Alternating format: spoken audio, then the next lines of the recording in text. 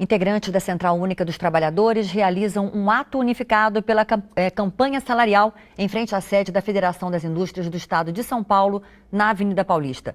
Parte da via foi bloqueada.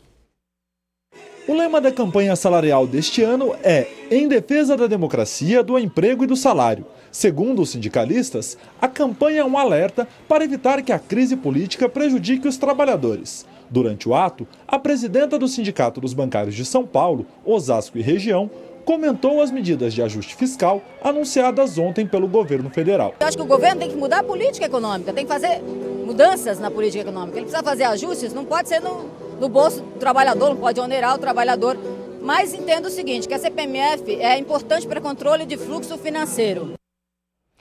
Eu converso com o nosso comentarista de economia, Luiz Nassif, que está no estúdio em São Paulo. Nassif, boa tarde. Essas medidas anunciadas pelo governo afastam o risco de outras agências de classificação rebaixarem a nota do Brasil?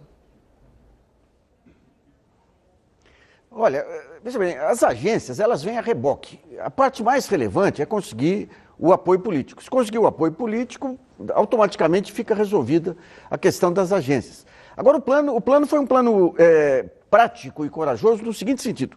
Você tem uma crise fiscal que tem que ser trabalhada, tem que ser enfrentada. Essa crise fiscal decorre de dois fatores.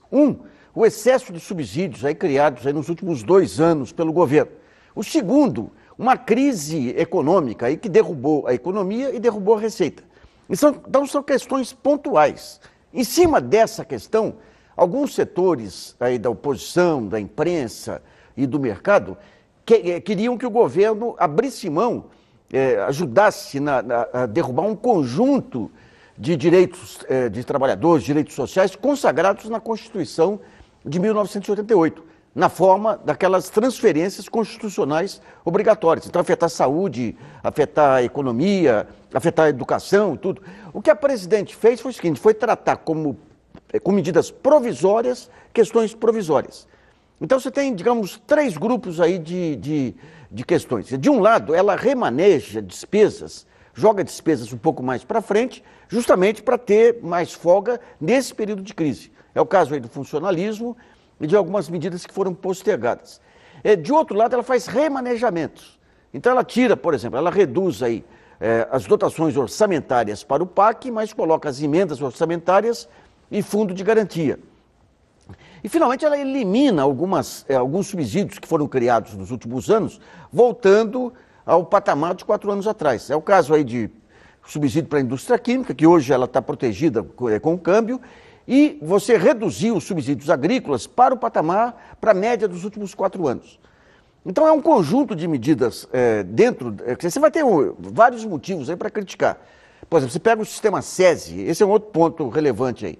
Vai perder 8 bilhões aí, de um lado, reduzindo, digamos, a contribuição ao sistema SESI e obrigando a transferir para a questão das despesas aí de tecnologia, né? E a CPMF, que está vindo por aí também, a CPMF é um imposto provisório de 4 anos. Ou seja, o projeto que está soltando para a CPMF coloca claramente 4 anos aí para sair. Então ela tratou como questões pontuais uma crise pontual. Você tem alguns pontos, por exemplo, essa questão do aposentado poder, no serviço público, poder continuar com 11% de abono, foi a proposta de eliminar. Então, digamos, você pode ver, que se quiser ver defeitos, você pode alinhavar 500 defeitos aí.